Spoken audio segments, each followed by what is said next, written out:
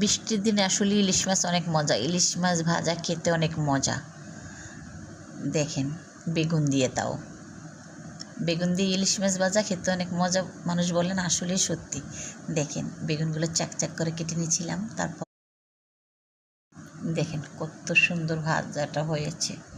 দেখি খেতে মন চাইতেছে, জিহ্বায় জল চলে আসতেছে। দেখেন কত সুন্দর, দারুণ হয়েছে না বন্ধুরা? কমেন্টে জানাইবেন কিন্তু। দেখেন কত লাল করে ভেজেছি। দেখেন এই যে মাছ ভাজতেছি, এখন আবার মাছ ভাজবো, মাছগুলো দিয়ে নিব। আসলে এভাবে কড়া করে ভেজে যদি খায় অনেক মজা হয়। এমনি রান্না করবো না আজকা, শুধু এরম চাকবাজি বেগুন আর এই মাছ খাবো।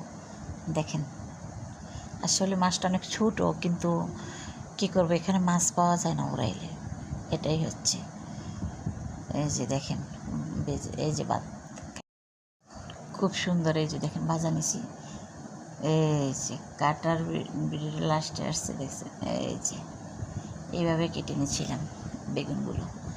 আসলে এইভাবে কেটে বেগুন ভাজা করতে অনেক